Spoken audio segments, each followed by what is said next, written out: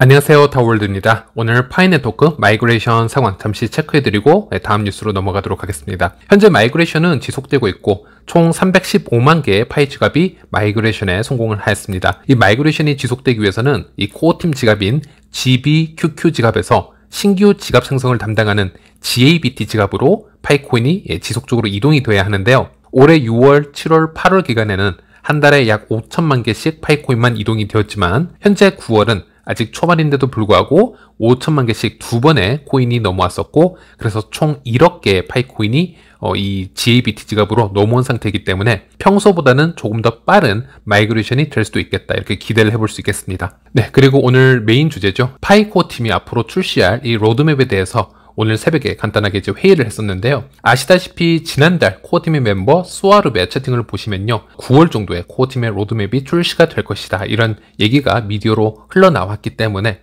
많은 파이오니어 유저분들이 이번 달에 로드맵의 출시를 기다리고 있었습니다. 그리고 오늘 새벽에 코어팀과 메가 모더들 그리고 모더들의 미팅이 있었고요. 그리고 저는 모더가 아니기 때문에 이 미팅의 내용에 참석을 할 수도 없었고 어떤 정확한 내용을 알 수 없었지만 그 내부와 빠른 지금 소통을 계속 해주고 있는 파이 인플루언서들이자 해외 그 라인이 있습니다. 그래서 예를 들어서 멜딘 같은 경우는 파이 생태계를 매우 객관적으로 분석을 하고 있는 해외 인플루언서 중 한 명이고요. 또 여러 가지 지금 프로젝트에도 지금 참여를 하고 있죠. 네, 코어팀의 프로젝트를 전체적으로는 응원을 하지만 비판적인 부분은 항상 그 관점을 유지하면서 비판을 해왔던 인플루언서 중에 한 명인데요. 이 인플루언서들은 해외 여러 메가 모더나 또 다른 모더들과도 지금 많이 연결이 되어 있는 상태이기 때문에 이 멜든이 공유를 해주는 소식들을 통해서 오늘 새벽에 있었던 이 미팅의 내용도 좀 디테일한 부분을 많이 받아볼 수 있었습니다. 일단 오늘 나온 소식으로는 이 코어팀이 현재 준비 중인 이 로드맵 발표 일정이 9월이 아닌 10월 중순 정도로 예상이 되고 있다는 겁니다. 그래서 좀 더 디테일한 부분을 좀 공유를 해드리자면, 코어팀은 모더들을 통해서 여러 지금 피드백을 지금 받고 지금 그 정보를 수집하고 있는 상태고요. 또 9월 중순까지는 코어팀의 내부적으로 여러 가지 프로젝트들을 다 모아서 4쿼터, 4분기 플랜을 지금 만들고 있다는 점, 그리고 9월 말에는 코어팀의 내부 계획을 완성시킨다는 점이고요. 그리고 10월 중순까지는 이 내부 계획들을 토대로 로드맵 드래프트를 만들 계획이고 10월 16일쯤에는 로드맵의 버전 1이 출시될 것이라고 얘기를 하고 있습니다. 이 버전 1에는 과거부터 현재까지 진행해왔던 이 파이 프로젝트의 이종표들, 여러 계획들을 다 포함하고 있으며 미래 계획 또한 어느 정도 보충이 될 것이다, 이렇게 언급을 하고 있고요. 그리고 올해 안으로, 즉 연말이 될 수가 있겠는데요, 로드맵의 버전 2가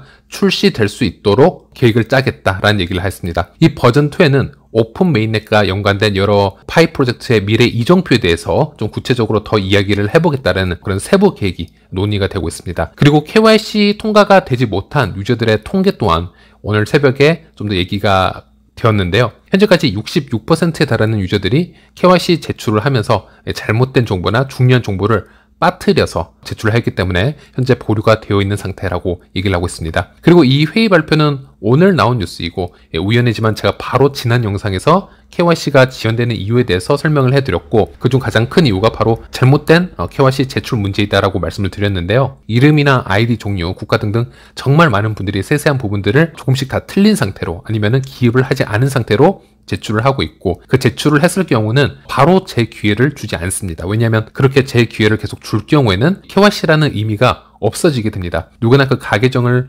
통과시킬 수 있는 우회 기술만 만들어질 뿐이고요. 그래서 적절한 보류와 검토, 그리고 필요에 따라서 재기회를 드릴 것이다, 이렇게 말씀을 드렸고, 그 정보는 제가 작년과 올해 초에 코어팀에서 나온 소스를 통해서 제가 언급을 해드렸던 부분인데, 오늘 새벽에 나온 이 코어팀 미팅에서도 이제 똑같은 얘기가 나왔습니다. 그래서 이런 부분들, 특히나 기입이 되지 않아서 KYC 지금 블락이 되고 있는 경우에는 솔루션을 지금 만들어내야 될 텐데요. KYC 평판 점수가 높은 검증자들을 이용해서 이런 부분들을 중복 체크할 수 있도록 계획을 짜고 있다, 이런 언급을 했고요. 그래서 코어팀은 2023년 3쿼터 말까지 3분기 말까지 이 검증자들의 평판 기능을 향상시키는 작업을 하고 있고, 4분기에는 이 검증자들의 평판도를 완벽하게 세팅할 계획이다, 이렇게 얘기를 하고 있습니다. 그러면 이렇게 평판 점수가 높은 검증자들이 KYC 제출서를 다시 체크해야 되는 경우 예를 들어서 이 미싱 필드라고 불리는 즉 기입이 안 되는 부분들을 올해 4분기부터 수동으로 중복 체크를 시작하지 않을까 지금 이런 얘기를 하고 있는 것이고요. 또 KYC가 통과가 되지 못한 두 번째 이유로는 약 20%에 해당되는 비율인데요. 바로 유저가 컨펌이나 이 제출을 못하는 케이스라고 하는데요. 이게 무슨 얘기인지 제가 좀 물어봤는데 유저들이 KYC를 하는 도중에 셀프로 이제 사진이나 비디오를 촬영을 해야 되는 경우가 있습니다. 특히나 뭐 라이브니스 디텍션이라고 해서 통과를 하려면 AI의 명령어대로 그대로 따라 해 주셔야 통과가 되는 그런 KYC 과정이고요. 이런 사진 촬영이나 라이브 디텍션의 과정에서 제대로 제출이 되지 못해서 지금 KYC가 막히는 비율이 무려 20%에 달하고 있다라는 것이고, 그리고 코어팀은 이 부분을 좀 더 개선을 지금 하고 있는 중인데요. 예를 들어서 사진을 추출해낼 수 없어서 KYC가 지금 블락이 된 경우에는 또 현재까지는 그 비율의 25% 정도를 해결을 해낸 상태이고, 앞으로 이런 비율은 계속적으로 높여가서 수정을 완성하도록 하겠다 이런 얘기를 하고 있는 것이고, 또 KYC를 통과하지 못한 11%에 대해서도 얘기를 하고 있는데요. 이 11% 같은 경우에는 수많은 이유로 인해서 지금 KYC 통과가 되고 있지 못한다라고 합니다. 그리고 여기에는 가짜 계정들, 가계정, 그리고 장난으로 KYC를 제출한 케이스도 상당히 많다라고 하고요. 그리고 아직 검증자들의 추가 검증이 완벽하게 이루어지지 않아서 통과가 되지 못한 KYC 건들도 이 안에 들어있다고 합니다. 그래서 검증 미달로 보류가 된 건수들도 21% 안에 있다라는 얘기고, 그래서 코어팀은 이런 부분들도 검증인들에게 추가적으로 더 도달이 될 수 있도록 지금 수정 중이다라는 얘기를 하고 있고요. 이 내부적인 타임라인에 대해서 이 데드라인의 목표는 약 10월 말 정도에 이 11%에 대한 이 솔루션을 완성하겠다 이런 얘기를 하고 있습니다. 네, 그리고 코어팀이 다시 언급한 부분인데요. KYC 기술 개발이 천천히 되고 있는 이유를 다시 설명을 하였고, 이것은 다른 암호화폐 프로젝트에서 내부적으로 전혀 시도가 되지 않은 새로운 알고리즘이다라는 것이고요. 230개 국가의 국민을 상대로 탈중앙 KYC를 함에 있어서 어떤 사전에 도움이 될 만한 어떤 프로그램 소스나 이력이 존재하지 않은 상태였고, 파인 네트워크가 역사상 처음으로 이것을 시도하고 개발하는 것이기 때문에 개발 과정에서 예기치 못한 문제들이 발생할 수 있고, 또 이런 솔루션을 직접 만들어 나감에 있어서 시간이 걸릴 수밖에 없다 이런 얘기를 하고 있는 것이고요. 그리고 코어팀에서 KYC 개발 중 가장 민감하게 받아들이고 있는 부분이 바로 이 bad actors라는 부분인데요. 즉 KYC를 우회하는 케이스들, 가계정을 다수 만들어내는 이 가계정들을 잡아내는 것에 지금 매우 집중을 하고 있기 때문에 이 지연이 발생할 수밖에 없다라는 것이고, 또 하나는 개인정보를 다루고 있는 부분이기 때문에 이 개인정보법에 어긋나지 않도록 준비를 해가면서 KYC를 개발 중이다. 그래서 시간이 걸린다라는 겁니다. 그리고 이 부분은 저도 제 좀 궁금한 부분이 있기도 하고, 좀 생각을 덧붙이자면 제가 월드코인을 가끔 소개를 해드리면서 느껴왔던 것인데, 이 월드코인도 2년 정도 꾸준히 KYC 작업을 해왔었습니다. 뭐 홍채 이미지를 스캔해 오면서 1인 1계정을 분배를 해왔었는데요. 그런데 월드코인이 거래소에 상장이 되고 여러 미디어를 타게 되면서 엄청난 공격을 이제 미디어를 통해서 받게 되었습니다. 그 공격의 대상은 다름이 아니라 개인정보보호법 관련이 있었습니다. 홍채 이미지를 오브라는 구체로 스캔을 해서 그 이미지를 해시로 변경을 하고, 그 홍채 이미지는 자체적으로 삭제를 한다라고 했지만 그 이미지가 어떻게 삭제가 확실히 되었는지 기술적으로 어떻게 보증을 하느냐, 또는 그 오브 9 자체가 해킹이 될 수도 있지 않겠느냐, 또는 이 시스템에 백도어가 존재할 텐데 그런 부분을 어떻게 해결을 할 것인가 등등 정말 많은 부분에 공격을 받게 되었고, 월드코인 입장에서는 이것을 스스로 증명해내어야 할 숙제들이 이제 쌓이게 되었는데요.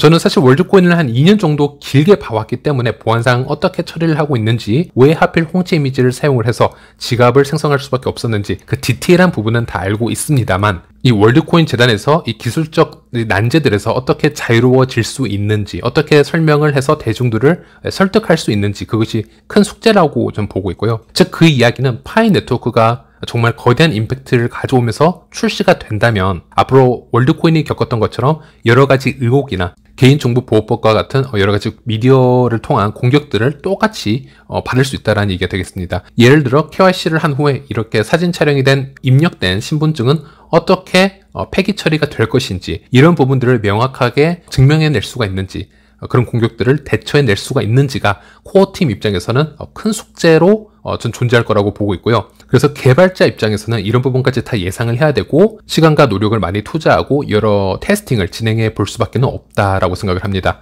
물론 코어팀에서 언급한 다른 딜레이 이유들이 있었는데요. 어쨌든 다 설명해 드릴 수는 없고, 이런 이유들로 KYC 개발이 빠르게 흘러가지 않고 있다. 이렇게 오늘 새벽에 미팅이 있었고, 그래서 일단 오늘 영상을 좀 정리를 해드리자면, 제일 먼저 저는 보통 해외에서 신뢰할 수 있는 소스를 토대로 항상 정보를 공유를 해드려 왔었습니다. 그래서 오늘 새벽에 코어팀과 메가모더 그리고 모더들의 회의 내용 중 일부를 또 유출된 부분을 제가 영상을 통해서 공유해 드린 거고, 우리가 현재까지 알고 있던 부분 9월 로드맵 출시라고 이제 생각을 해왔는데, 오늘 업데이트를 해보니 9월이 아닌 10월 중순 정도에 이 버전 1이 출시가 될 예정이다라는 것이고, 올해 말쯤에 버전 2 로드맵이 다시 출시가 될 예정이라는 것, 이 부분이고요. 그리고 KYC가 현재 블락이 된 경우의 수를 코어팀에서 좀 언급을 해줬는데, 그에 맞춰서 코어팀이 지금 하나씩 해결하고 있는 부분들, 그리고 가능하면 올해 말까지 대부분의 큰 문제들을 해결할 수 있도록 타임라인을 지금 짜 놓았다라는 것, 그리고 KYC가 빠르게 개발되지 못하는 이제 여러 가지 이유에 대해서도 코어팀이 직접 설명을 했었고, 그래서 이 부분을 영상을 통해서 공유를 해드렸습니다. 네, 그리고 제가 이렇게 최대한 이런 내부 소스들을 커뮤니티에게 더 오픈하고 공유를 해드리려고 하는 이유는 사실 정보가 없이 그냥 이 파이 프로젝트를 쭉 보고만 있으면 사실은 무의미하게 시간이 가게 되는 것처럼 이렇게 느껴질 수도 있고요. 이 프로젝트가 항상 긍정적으로 보일 리가 없습니다.